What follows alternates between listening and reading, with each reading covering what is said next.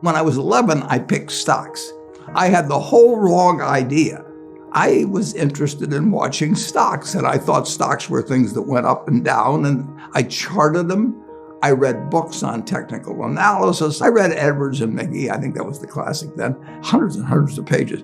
And I read that whole thing over and over again. I read everything. And I thought the first 8 years, I thought the important thing was to predict what a stock would do and predict the stock market. And then I read Ben Graham, when I was 19 or 20. And I realized that I was doing it exactly the wrong way, but it didn't hurt that I had that background and everything. And I rejiggered my mind, and when I read the book, The Intelligent Investor, from that point, I never bought another stock. I bought businesses that happened to be publicly traded, but I became an owner of a business, and I did not care whether a stock went up or down the next day or the next week or the next month or the next year, and I didn't have any idea what it would do. I didn't know what the stock market would do, but I knew businesses. I'm a bright guy who's terribly interested in what he does. I've spent a lifetime doing it, and I've surrounded myself with people that bring out the best in me, and you don't need to be a genius in what I do. That's the good thing about it. If I went into physics and a whole lot of other subjects, I'd be an also-ran. But I am in a game that you probably need 120 points of IQ, But 170 doesn't do any better than 120. It may do worse, probably do worse, but you don't really need brains. What do you need? You need the right orientation. 90% of the people, I'm pulling a figure out of the air, but 90% of the people that buy stocks don't think of them the right way. They think about something that they hope goes up next week. And they think about the market as something they hope goes up. And if it's down, they feel worse. I feel better. And you think about? I think about what the company's going to be worth 10 or 20 years from now. And I hope it goes down when I buy it, because I'll buy more. I try to keep my competitive spirit in a game where I can win. I do know this. When I want to do something, I always want to do it big. I put my whole net worth in City Service Preferred, $114.75. Right. And I've never, since that day, and March 11th, 1942, I have never had less than 80% of my money in American business. You can call them stocks. Or equities. But I see them as American business. I've owned a piece of American business, at least 80% at all times. I don't want to own anything else. I want to own a home and things my family wants and all that.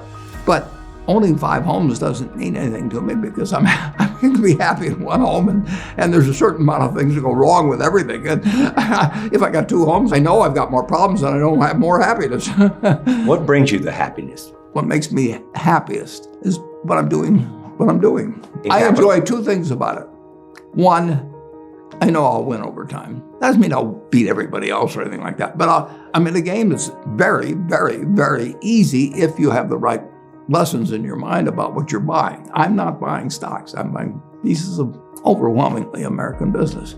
And I'm happy when I'm doing it. I'm happier when stocks are going down, because I can buy more of them with the same amount of money. I'd be happy if I was a farmer. I'd want farmland to go down so I could buy more acreage. It just makes sense.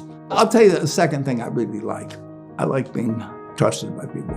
I would rather do what I do with partners than do it sitting in a room myself, even though I might make more money that way. Let's pretend there is no stock market. Let's say I had to buy these privately, like you buy a farm privately, like you buy an apartment house privately. They're investments. So you're looking to say, what can I do with money I've saved to put it away so I feel good about getting it back later under any circumstances, but not necessarily on a given moment. But if I have a farm, it's going to take me a while. But people would be so much better if they actually didn't have a stock market in terms of buying businesses. The United States economy, and it's very easy to look at the statistics on it. I mean, more people, a greater percentage of the American population is wealthy now, or having more income now than they've ever had. And if you look at whether Bank of America will give you their average deposit, I mean, you just look at the wealth that's out there. That doesn't mean everybody's wealthy, but it does mean relative to any other period of time. I mean, people have more money now. They get mortgages at lower rates than they've ever gotten. So if they want to buy a house or something, right today, you live in an environment where the bottom 2% in terms of income in the United States, the bottom 5%, and for sure the top 1%, all live better than John D. Rockefeller was living when I was 6 years old. John D. Rockefeller was the richest man in the world. And today, you can get better medicine, better education, better entertainment, better transportation. You can do everything better than he could. It's astounding. That's in my lifetime. If he wanted to watch a football game, he still had to go there. And I can sit there with this big screen, and they keep showing me the replay, so that explaining to me what happened and everything. And maybe everybody doesn't have a screen as big as mine, but damn near everybody has a screen or an iPhone or a computer or access to one. And they have access. When I was born, the dentist didn't use Novocaine. So there has been progress, obviously. Oh, And nowhere more than in the United States. there's no country that's done what our country's done. If you go back 3 of my lifetimes, you're looking at less than 1% of the world's population, closer to half of 1%, are sitting in this land. They don't work harder than people in all the rest of the world. I mean, in terms of hours of unpleasant labor, everybody's got hours of unpleasant labor in those days practically. They don't come laden with gold and, they are half of 1%. And they work the same hours, they got the same IQs. They may be a little self-selected in terms of enterprise, in terms of going across oceans and things. And fast forward a couple of lifetimes, and they've got 20% plus of all the bounty in the world. I mean, that is something that has worked like nothing. Just imagine that.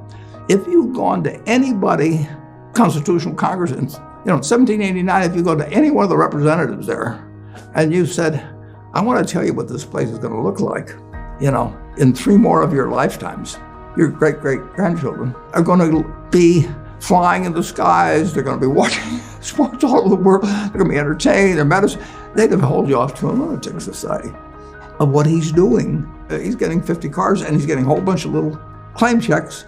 Just think of it. Everything, when Thomas Edison did all the things he did, he made some money, but we're using it. It belongs to us. If you take what an hour of labor delivered to you 100 years ago and what an hour of labor delivers to you now for you and your family, it's unbelievable. Capitalism doesn't say get rid of a referee and a government. We've got a government that can tell capitalism what to do. And they do, and that's just what they should do. And they do it in different ways at different times and all kinds of things. But it's claim checks on future output. That was it. And the claim checks belong to me, so if I want to buy 50 super yachts, I can do it. But what does it mean to me? It can buy more things for other people that are useful to them. It's not evil. The federal government is the boss in the end. And they shouldn't screw up capitalism, and capitalism shouldn't screw up the federal government. It's very simple. It's evolving, always. We started in 1789. We had business, and it's gotten far, far, far, unbelievably more productive for people. And the only thing it can do with what it produces is give it to other people. It isn't like the 50 richest guys in the country can say, I'm just going to eat everything. They're turning out products. iPhone that I have, which I'm probably the least capable guy in the world of working with it, but it makes life better. But that comes with government. So far, we've got the best system. We've got a better system than we used to have, and we'll have a better system 50 years from now. Why are you so sure? Well, I've seen 91 years of it. I've never seen a period where I didn't believe that. Not every aspect. We can go backwards in some, and no, it's not. But it's unbelievable what has happened. I mean, just think of it. We've had a civil war, we've had a Great Depression, we've had all these things. Pandemics? Yeah, I'll guarantee you we'll have something, next year and the year after and the year after. But in a